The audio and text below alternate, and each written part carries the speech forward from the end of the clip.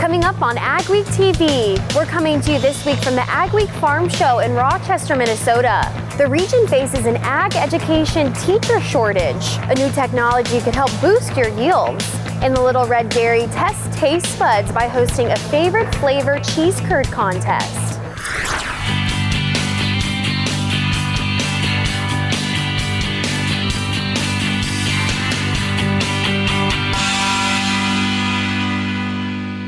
Welcome to Agweektv. I'm Emily Beal. We're coming to you this week from the 41st annual Agweek Farm Show in Rochester, Minnesota. The free show was at the Olmsted County Fairgrounds and included a trade show with vendors, ag speakers, free cheese curd samples from Little Red Dairy, and a free meal and music. Panels covered estate planning, ag careers, transportation regulations, and oats marketing. One of the panels was employee recruitment for ag careers. Joining me now to discuss the topic is Jen Strand from Jobs HQ. Jen, what are some of the current obstacles employers are facing right now? Employers right now are having a hard time finding employees, whether it is part-time, full-time, seasonal, skilled or unskilled. It's the people out there and the jobs that are open, it's not a match. And the ag industry is currently facing a serious labor shortage. Yes. The ag industry specifically, you have a lot of people that have been in the ag industry for years, and their children may or may not be taking over the business, and filling some of that back is very difficult. What kind of jobs are available in ag careers? When you're looking at agriculture, you really have a plethora of positions. You have sales positions, you have farm positions, you have maintenance technician positions, you have parts positions. It could be in an office, it could be a human resource professional. It really doesn't matter. There's all types of positions available just within that agriculture industry. And if you were to talk to somebody who's looking for a job in the ag industry, how would you suggest they go about doing so? If they're looking in the ag industry, there's a few different things. One, wherever they're at, they should be looking at ag companies that are within their area and look to their websites. Go to farm shows, go to career fairs, look to see who's hiring, look on websites. But specifically, if they're looking for ag, look up those ag companies. So what are some local resources that can be used? One of the biggest tips I can tell you is get involved with your local schools, high schools, colleges, any of them. Really, that section of people is the only growing segment of the workforce. And it's important to kind of build your pipeline and let them know what opportunities are available to them in their area and keep them, living in the area that they're growing up in. Well, thank you so much for joining us. Yes, you're welcome. Thank you. Jen Strand, Jobs HQ. Schools around the country, and especially the upper Midwest, are facing a shortage of ag education teachers. In this week's Ag Week cover story, we highlight Gary Wald, an ag teacher in Maddock, North Dakota, who is retiring after nearly 40 years of teaching. When I started, it was cows and plows and sows, Gary Wald has taught ag education for most of his career, nearly 40 years. Most of that was spent in Maddock, North Dakota. He says he's seen a lot of changes over the decades. But now it's agri-science, agribusiness, natural resources. It's really expanded. We get 3D printers and we get a VersaCam, VersaLaser, and drones. So they've kept up with the modern what's happening. Like most of the rest of the country, North Dakota has had an ag teacher shortage. One reason may be that other ag careers offer better pay. Even Wald left teaching for a decade for a more lucrative career selling ag insurance. But he says money is not the reason he went into ag education, and he was called back to the classroom.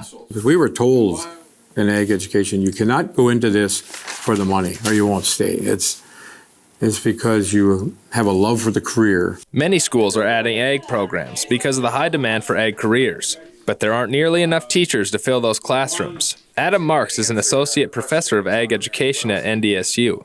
He says some of the teacher shortages are caused by retirements, but also because of expanding programs at schools around the region. They're needed to fill a growing number and variety of jobs in ag. We have a high demand for a diverse workforce in agriculture, and that requires at a minimum for people to be at least literate of what the ag economy is. Wald says at 75, he thinks teaching and being around kids keeps him young. Although he's retiring, he says he'll be busy, He's very involved in the community, and he'll keep driving a school bus and will do some substitute teaching. There will be plenty to keep me busy and go see my grandkids.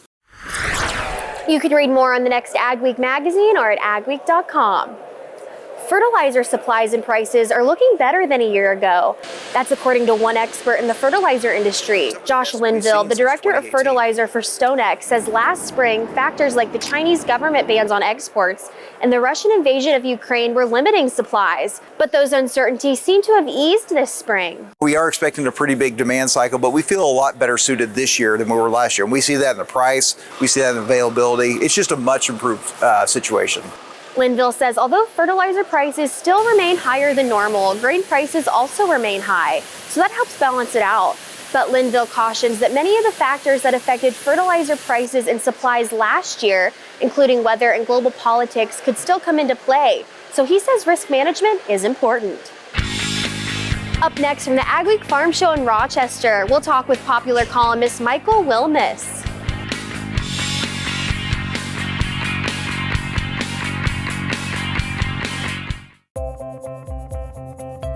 Getting down to business on the farm means hitting the office early, making sure your team's ready to go, getting updates from the field, and talking with your management team. At Bremer Bank, we understand the business of farming and how to protect and grow your operation so you can be sure your present and your future are in good hands.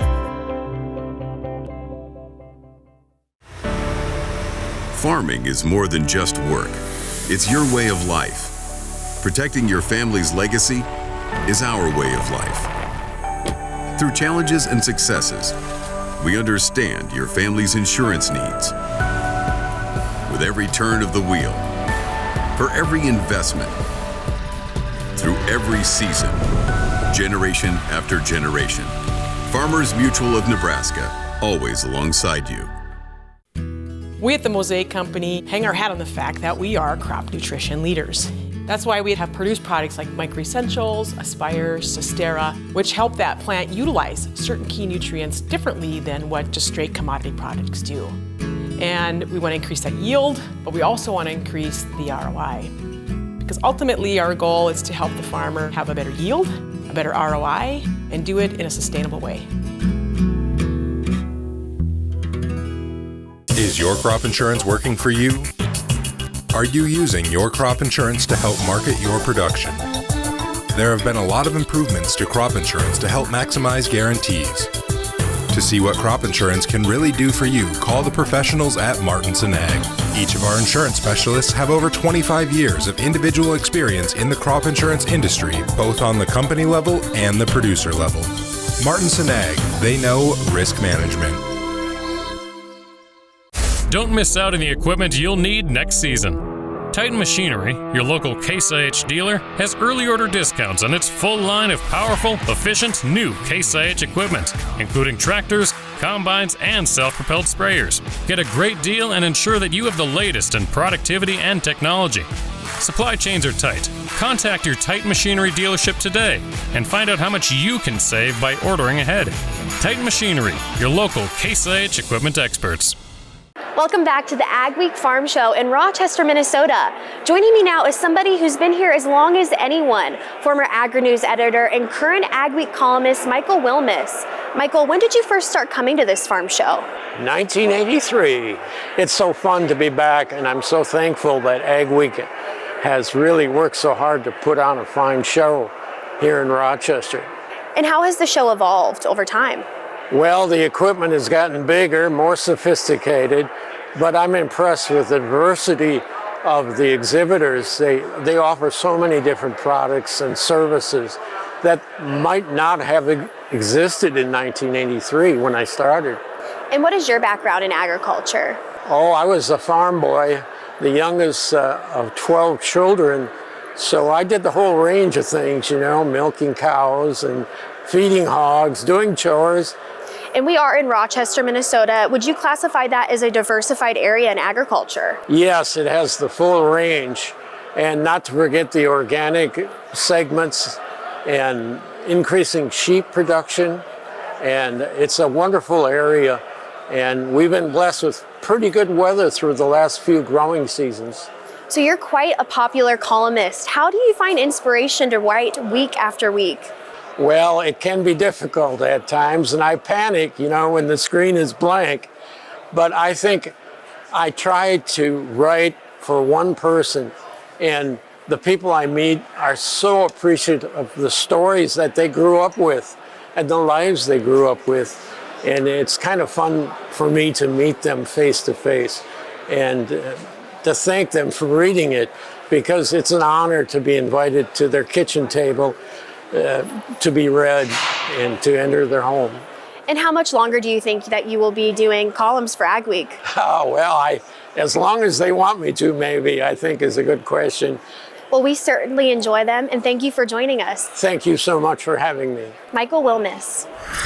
Another topic at the Agweek Farm Show was growing and marketing oats. Jeff Beach introduced the discussion and has more.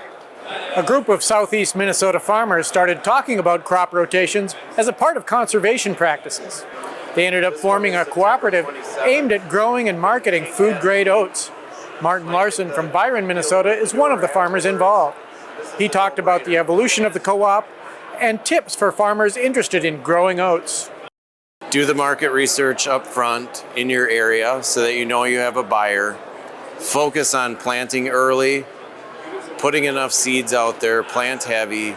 Know that harvesting oats may be subtly different from your corn and soybean crop, but we can do it with the same combine, the same bean head, and learn how to do that. The Oats Co-op would like to grow to 1 million bushels in the next 5 to 10 years. Emily? Alfalfa acres are dropping across the country, and that's leading some major companies to leave the industry. Bayer and Corteva are exiting the alfalfa seed industry due to declining acres, and that's affecting funding for groups like the Midwest Forage Association.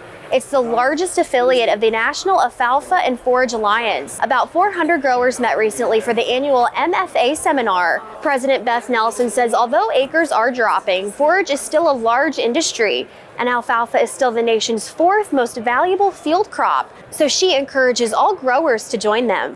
So that when we are working to have that voice in Washington, D.C. on policy issues and research funding, that we have that critical mass to help carry our message. After the symposium, Nelson headed to Washington, D.C. to lobby for more research funding and gear up for work on the new Farm Bill. Curiosity about backyard chicken flocks has been increasing over the past several months. The rising cost of eggs, avian influenza, and consumers wanting a more direct connection to their food are some of the driving factors.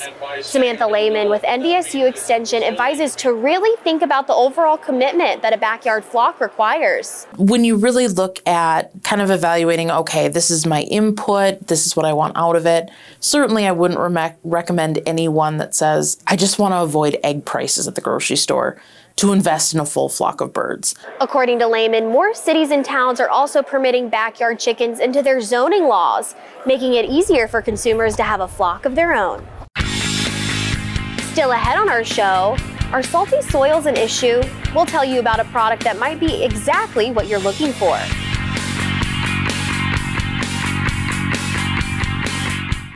The team at North Star Ag is committed to quality and committed to you. We're not just a full-service dealer, we're farmers too, so we know you need the best machinery and services that'll keep you going all season long. We have the largest equipment inventory in the upper Midwest with a well-equipped parts and service department. So whether you need machinery tomorrow or parts today, stop in and experience what North Star Ag can offer on our website at northstar-ag.com or give us a call at 701-361-4790.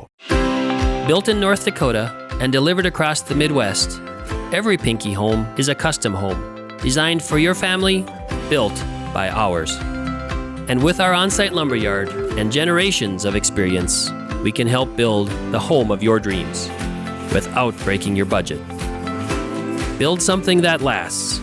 Build with Pinky Homes. Get to know us and see all of your customization options at pinkyhomes.com. Getting down to business on the farm means hitting the office early, making sure your team's ready to go, getting updates from the field, and talking with your management team. At Brimmer Bank, we understand the business of farming and how to protect and grow your operation. so you can be sure your present and your future are in good hands. Don't miss out on the equipment you'll need next season. Titan Machinery, your local Case IH dealer, has early order discounts on its full line of powerful, efficient, new Case IH equipment, including tractors, combines, and self-propelled sprayers. Get a great deal and ensure that you have the latest in productivity and technology. Supply chains are tight. Contact your Titan Machinery dealership today and find out how much you can save by ordering ahead. Titan Machinery, your local Case IH equipment experts. Small or large, Superior Grain Equipment has a storage solution for you with a wide variety of bin options and accessories, along with site planning and superior customer service. Plus, from top to bottom, we offer the industry's best bins and warranties to protect your products and your grain storage investment. Get superior quality, protection, and reliability with generations of experience and dependability. Make the superior choice today with Superior Grain Equipment. The AgriWeather Outlook is sponsored by Excalia Fungicide from Valent USA. Could a warm front be on the horizon? Here's John with our AgriWeather Outlook.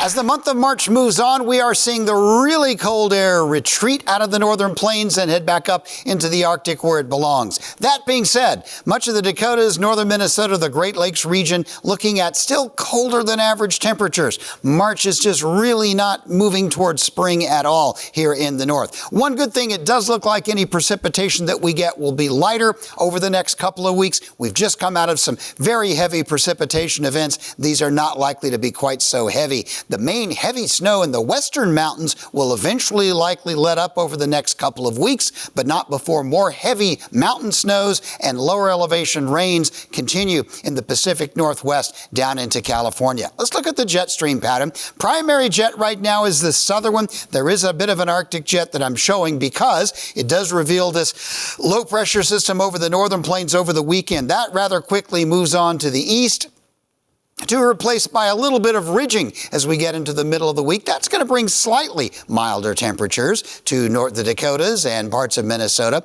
The frigid area, you'll notice, staying up north. Frigid meaning like sub-zero weather. The dark blue, that's where highs are like near or below freezing. So we will likely get at least a little bit of a midweek break, but then the northern plains will head back to mostly freezing or near freezing weather. While this is all going on, the southern states look like they will stay fairly warm, with even the possibility of some occasional strong thunderstorms from time to time. And we are setting up for more heavy precipitation in the western states. By the time we get to this coming weekend, it looks like we'll be seeing a lot of that headed toward the northern part of California and on up into the Pacific Northwest. As we move into the second week of the period here, pattern's still looking pretty cold, though not really frigid at all, but generally mostly below freezing from North Dakota through the Great Lakes region, while the good warm weather will continue down in through the southern states, and it'll likely stay fairly cold through the month of March. Not going to see a great deal of snow melting in North Dakota and northern Minnesota. As far as adding new precipitation for this week, there will be, of course, the snow moving out of the Dakotas on Sunday. Will move on across the Great Lakes, turning into moving eventually out to sea. Later in the week, there'll be a weather system in warmer air a little further south with some thunder showers and a little bit of rain snow on the northern side. And they notice the precipitation out west, mostly the northern part of California up into the Pacific Northwest. The second week, now this is getting into the beginning of the second half of March. Still looks wet in the mountains out west. Looks like the snows will mostly be the St. Lawrence Seaway down through the East Coast, where there will be some thunder showers and some warmer air, a little rain coming up into Iowa. But for most of the northern plains area, precipitation the next 2 weeks will be a bit lighter. We farm up by Drayton, North Dakota. We farm about 2,500 acres, and I'm a fifth-generation farmer. It started out essentially as a vanity thing along the highway, just to try and not make it look so bad when people drove by. The effects we had there, and talking with Jim and Darcy at ECO, we realized that it had options in different crops and different things, so we ended up using it now in sugar beets. We use it in beans, and this year we're going to try it in wheat. The first couple of years in those small spots, it was just generally we could see they were better and it looked better, so that was what we went by. But now that we've been actually able to measure it in furrow and in some different plots in the sugar beets and beans, the rate of return has been anywhere from 1 or 2 to spots that's made a difference of probably 4 to 5 times on the rate of return, which is, exceptional. For us river guys there that deal with flooding issues along highways, but pretty much anywhere that has salt issues, which is, a lot of different acres up here and a lot of different crops too. So we've definitely had interest from other growers, and I think that there's probably an application on almost every farm. Built in North Dakota and delivered across the Midwest, every Pinky home is a custom home, designed for your family, built by ours. And with our on-site lumberyard and generations of experience, we can help build the home of your dreams without breaking your budget. Build something that lasts. Build with Pinky Homes. Get to know us and see all of your customization options at pinkyhomes.com. Go beyond the headlines with an Agweek membership. Get in-depth agribusiness reporting, original farm and ranch stories, and fact-based research for the most comprehensive ag news in the upper Midwest. Experienced ag journalists bring you exclusive ag news, insights, and policy updates you won't find anywhere else. Become a member today and get unlimited access to Agweek and Agweektv. We'll tell you about a farm incubator program that is putting down new roots in our region. We'll check out the wheat condition in central North Dakota on the Agweek Cereals Crop Tour. Annie was used as a prototype for just 1 year after she was built in 1909 and then sat behind the Rumley factory in Indiana until the 50s. We'll tell you about Hillsborough High School's agriculture education program and their therapy dog. We appreciate you watching Agweek TV. Remember to check us out daily on Facebook, Twitter, Instagram, and TikTok to keep up on all your ag news. Joining me now is Severn Anderson. So Severn, tell me a little bit about your operation. We farm up by Drayton, North Dakota. We farm about 2,500 acres, and I'm a 5th-generation farmer. And you use Calcine on your acres. How did you come to discover Calcine? About 2 years ago, we saw a commercial on Agweek for it. It started out essentially as a vanity thing along the highway just to try and not make it look so bad when people drove by. The effects we had there, and talking with Jim and Darcy at ECO, we realized that it had options in different crops and different things, so we ended up using it now in sugar beets, we use it in beans, and this year we're going to try it in wheat. And when you guys are implementing Calcine into your acres, have you seen the soil become healthier? Yeah, I mean, we didn't believe right away when they were telling us probably within 1 or 2 applications it makes a difference, but on the few spots on the highway we had success. We ended up, like I say, trying it in furrow in the sugar beets, and we tried it foliar throughout the year in the soybeans, not only for getting rid of the salt, but in furrow it warmed up the soil a little bit. We were able to seed a little bit earlier with the sugar beets, and we've had success in every crop we've tried it so far. And what kind of rate of return are you getting when you're using Calcine on these specific acres? The first couple of years in those small spots, it was just generally we could see they were better and it looked better, so that was what we went by. But now that we've been actually able to measure it in furrow and in some different plots in the sugar beets and beans, the rate of return has been anywhere from 1 or 2 to spots that's made a difference of probably 4 to 5 times on the rate of return, which is, exceptional. And when you're speaking about the rate of return, as you guys keep using this product year after year, do you think that return gets greater? I think on the worst spots, like I say, especially along the highway and where we are right along the river, where you're dealing with flooding and return problems every year, we've done it for 2 years now on some of these, and the first year we're able to basically get bare ground to grow something, and then the second year we're getting actual yield on it there. So the hope is that it keeps expanding every time we try it, but yeah, we're definitely seeing every year an extrapolation of what's worked for sure. So is Calcine a product that you would recommend to a fellow farmer? Absolutely. No, we've had other neighbors that have started using it too, and like I say, especially for us river guys there that deal with flooding issues along highways, but pretty much anywhere that has salt issues, which is, a lot of different acres up here and a lot of different crops too. So we've definitely had interest from other growers, and I think that there's probably an application on almost every farm in some way. Well, thank you for your insight on this product, Severn Anderson. To learn more about how AquaYield works, contact Jim Erickson at ECO at the number or email on your screen. Still ahead on Agweek TV, we'll see who's the cream of the crop of curds.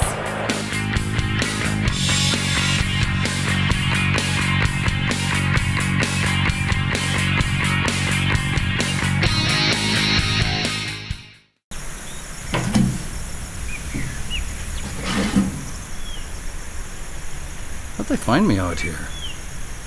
Huh. Current resident.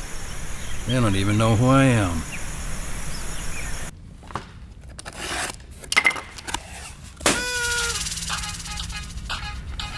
5th downtown location. Why would I care? Find a bank that cares about what you really need. Cornerstone Bank. Getting down to business on the farm means hitting the office early, making sure your team's ready to go, getting updates from the field, and talking with your management team. At Brimmer Bank, we understand the business of farming and how to protect and grow your operation, so you can be sure your present and your future are in good hands. We at the Mosaic Company hang our hat on the fact that we are crop nutrition leaders. That's why we have produced products like Mychal Essentials, Aspire, Sostera, which help that plant utilize certain key nutrients differently than what just straight commodity products do. And we want to increase that yield, but we also want to increase the ROI. Because ultimately our goal is to help the farmer have a better yield, a better ROI, and do it in a sustainable way. There's no easy button, no guarantees, or promises of a good year. This is farming. It's unpredictable and demanding, with long days and sometimes stressful nights. It's weathering the storms and coming out successful. Farming isn't for everyone. We thank those who make it their life, because it is for everyone. I'm Peter Bosch. I've been working with Gateway Building Systems for a little over 20 years now. I chose Gateway Building Systems to build my shop because I wanted a building that could both be used for my equipment and as a place for my family to hang out and do things. I would advise anybody that's thinking about working with Gateway to go in and talk to the guys there, tell them your plans and your future dreams, and let them design something for you. A tasty addition to this year's Agweek Farm Show was the Little Red Dairy. They offered free cheese curd sampling. Little Red Dairy is owned and operated by Alan and Emily Miller. They own 250 cows on their family farm near Tileman, Minnesota. They began processing cheese in 2018 and sell their cheese at local stores, farmers markets, and at their farm store. But everything we farm feeds our cows, and then this was just kind of a added side gig. I don't really believe in having to milk more cows all the time, so I was hoping this is a way to keep the farm hopefully more profitable in today's world. Attendees were able to vote for their favorite cheese curd flavor at the show, and the winner was dill. Stories you'll only see on Agweek.com and an Agweek magazine this week. The NDSU College of Ag, Food Systems, and Natural Resources will lay off 5 professors and merge a program to reduce its budget by $600,000. And rural mental health care providers are feeling the strain of the current workforce shortage. We appreciate you watching us this week from the Agweek Farm Show in Rochester. Remember to check us out daily on Facebook, Twitter, Instagram, and TikTok to keep up on all your ag news. Have a wonderful week.